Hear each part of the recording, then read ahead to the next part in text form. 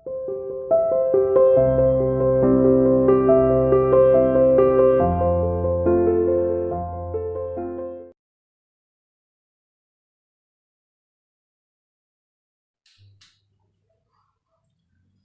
morning everyone. Welcome to CR International School. Today this is class for 8A2.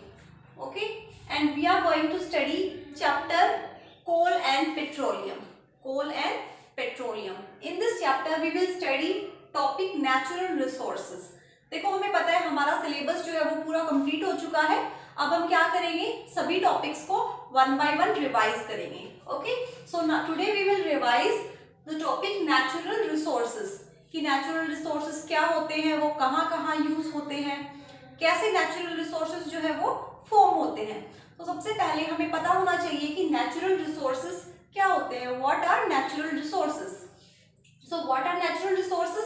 The resources of energy, यानी कि ये किस चीज के रिसोर्स, ऐसे संसाधन होते हैं ये जिससे हमें क्या मिलती है, एनर्जी मिलती है.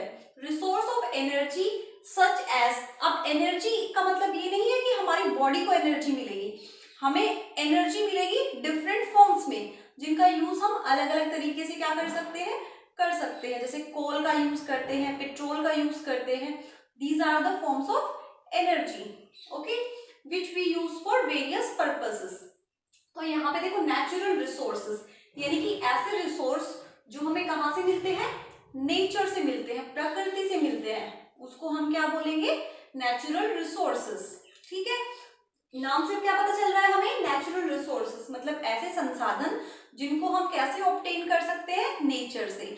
नेचर मीन्स प्लांट से, एनिमल से, इन सब से हम इसको ऑब्टेन कर सकते हैं. So what is written, the resources of energy such as air, water, sunlight, soil, coal, petroleum, etc. are obtained from nature and these are called natural resources. ठीक है, जितने भी एग्जाम्पल्स है, जैसे कि हमें एयर हमें पता है नेचर से मिलती है, ऐसा तो नहीं है ना कि हम एयर खुद फॉर्म करते हैं.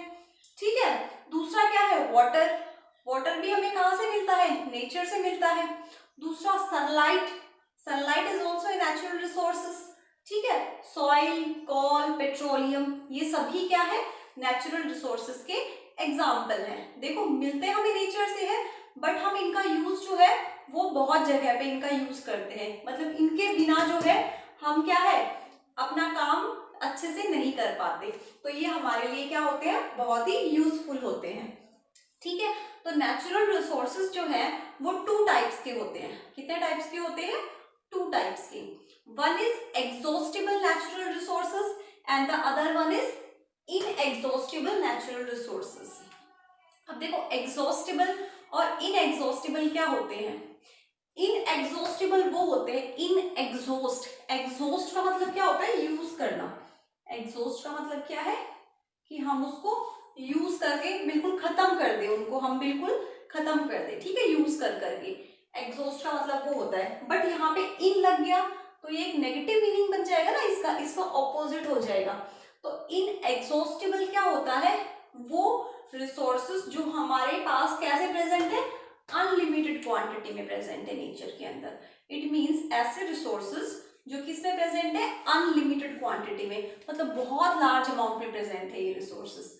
ठीक है, अगर कोई चीज बहुत लार्ज अमाउंट में प्रेजेंट है, एग्जाम्पल सनलाइट, हमें पता है ना सनलाइट, अगर हम उनको जो सन की एनर्जी है, सोलर एनर्जी, उसको कितना भी यूज करें, क्या वो खत्म हो जाएगी, नहीं हो सकती ना.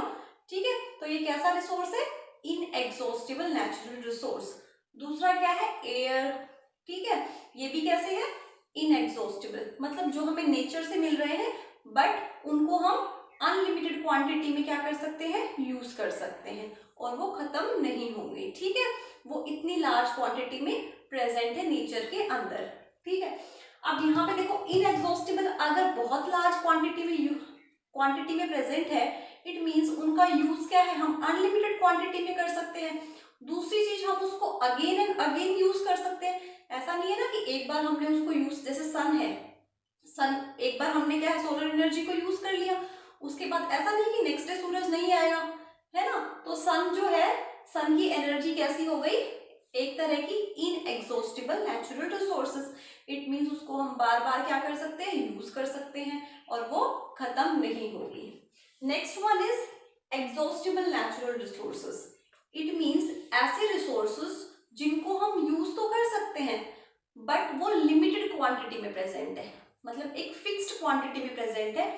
एक तरह से अगर वो कम क्वांटिटी में प्रेजेंट है तो हम ये कह सकते हैं कि वो अगर हम उनको लगातार यूज करते रहेंगे तो क्या होगा, एक दिन ऐसा आएगा जब वो सारे रिसोर्सेस जो है वो खत्म हो जाएंगे, है ना।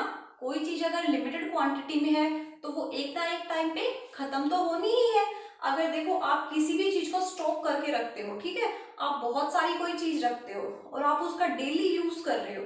For example you are storing wheat in your house. आप अपने घर में क्या है, वीट, राइस, ये सब स्टोर करके रखते हो ना एक्स्ट्रा, बट क्या वो कभी खत्म नहीं होते, खत्म हो जाती है ना चीजें।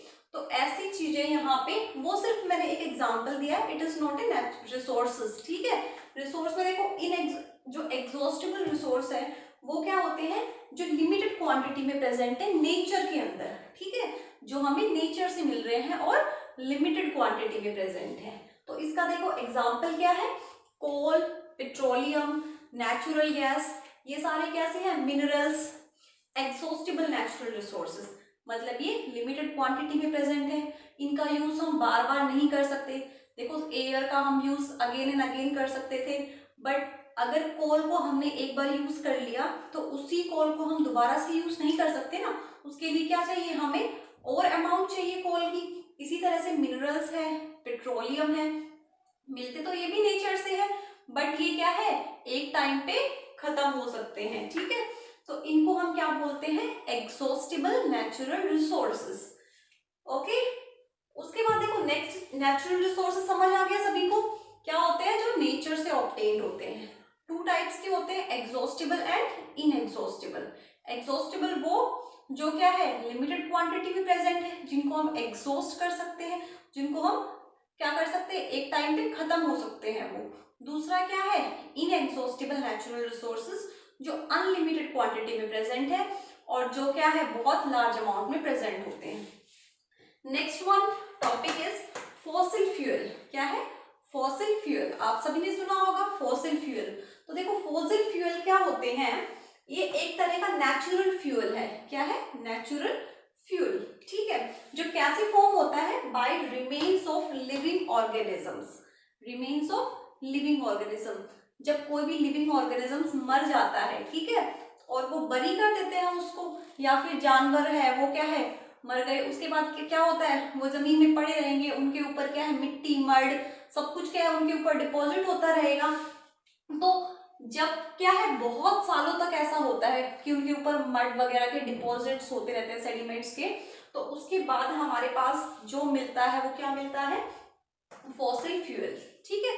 तो फॉसिल फ्यूल की डेफिनेशन क्या है, देखो, natural fuel formed from remains of living organisms buried under the earth long long ago, ठीक है। तो फॉसिल फ्यूल क्या है, ऐसे नेचुरल फ्यूल है, देखो फॉसिल फ्यूल यानी कि फ्यूल है, एक तरह का ईंधन है हमारे पास और फॉसिल से मिलता है। फॉसिल क्या होता है, रिमेन्स ऑफ डेड ऑर्गेनिजम्स, ठीक है।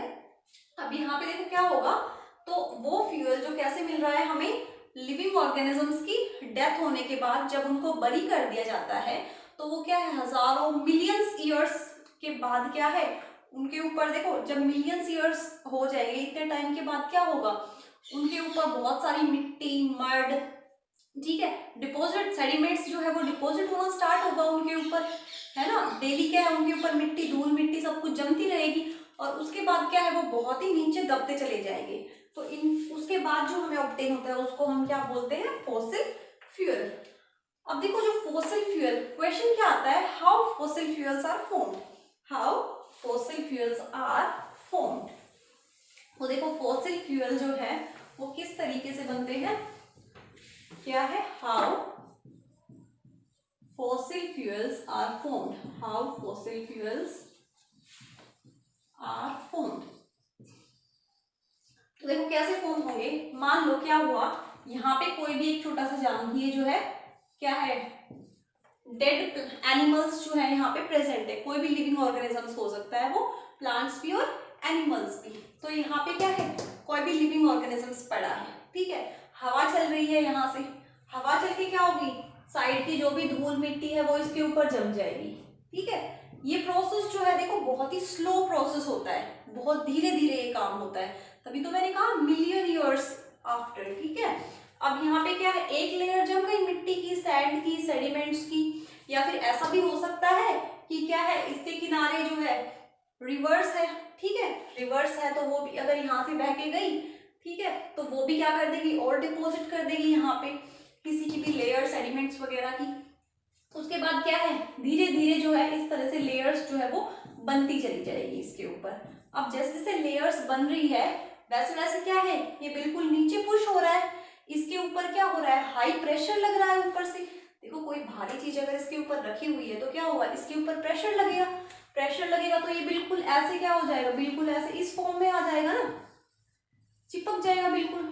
उसके बाद देखो क्या हुआ, धीरे धीरे धीरे धीरे क्या होगा, बहुत सारी लेयर्स इसके ऊपर फॉर्म हो जाएगी। उसके बाद क्या है, जब बहुत लॉन्ग टाइम के बाद क्या होता है, यहाँ पे हमें पता है नीचे टेम्परेचर भी क्या होता है, हाई टेम्परेचर, और प्रेशर भी क्या होता है, हाई होता है। हाई टेम्परेचर और हाई प्रेशर की प्रेजेंस में और क्या है, ऑक्सीजन जो है वो क्या होता है, एब्सेंट, ऑक्सीजन एब्सेंट, क्योंकि यहाँ पे क्या है, ऑक्सीजन नहीं मिलेगा इनको। तो ये तीन कंडीशंस है जिनमें क्या है, फॉसिल फ्यूल जो है वो फॉर्म होते हैं। क्या क्या कंडीशंस है, तीन, एक तो टेम्परेचर बहुत हाई होगा, प्रेशर बहुत हाई होगा, और क्या है, ऑक्सीजन क्या होगी, एब्सेंट होगी वहां पे, ठीक है। इनकी प्रेजेंस में क्या होगा, जो डेड प्लांट्स और एनिमल्स के रिमेन्स है जो बरी कर रखे हैं अंदर, जो बरी हो गए हैं, अपने आप कर नहीं रखे, हमने थोड़ी किया है, वो अपने आप नेचुरली हुए हैं ना, तो उस वजह से क्या है, देखो फॉरेस्ट में भी एनिमल्स मर जाते हैं तो उनको हम खुद बरी थोड़ी ना करते हैं, वो ऐसे ही पड़े रहेंगे। तो इस तरह से क्या है, उनके जो फॉसिल्स हैं वो क्या हो जाएंगे, बहुत टाइम के बाद कन्वर्ट हो जाएंगे किसके अंदर, फॉसिल फ्यूल्स के अंदर। इसमें कन्वर्ट हो जाएंगे फॉसिल फ्यूल्स। अब फॉसिल फ्यूल जो है वो कुछ भी हो सकता है, कोल भी हो सकता है, पेट्रोलियम भी हो सकता है, नेचुरल गैस भी हो सकता है, ठीक है। तो अब देखो क्या होता है कि अगर एनिमल्स और प्लांट्स हम लेते हैं, एनिमल्स और प्लांट्स, यानी कि जो एनिमल्स और प्लांट्स यहाँ पे बरी हुए हैं वो तो किस में कन्वर्ट हो जाएंगे, they will get converted into petroleum, ठीक है। जो एनिमल्स और प्लांट्स है वो किस में कन्वर्ट हो जाएंगे, पेट्रोलियम के अंदर। और जो लार्ज ट्रीज है वो किस में कन्वर्ट हो जाएंगे, कोल के अंदर। किस में कन्वर्ट होंगे, कोल में। I hope you understand. देखो यहाँ पे क्या हुआ है, एनिमल्स और प्लांट्स जो है वो कन्वर्ट हो जाते हैं पेट्रोलियम में, और लार्ज ट्रीज किसमें, कोल में। अब देखो पेट्रोलियम से ही हम क्या कर सकते हैं, फिर बहुत सारी चीजें बना सकते हैं, पेट्रोल बना सकते हैं, केरोसिन, ये सब किससे बनते हैं, पेट्रोलियम से बनते हैं, ठीक है। So you understand this topic very well. Okay, today we will do up to here. Next topic about coal, how coal is formed, carbonization क्या है, ये सब हम क्या पढ़ेंगे, नेक्स्ट क्लास में पढ़ेंगे। So thank you.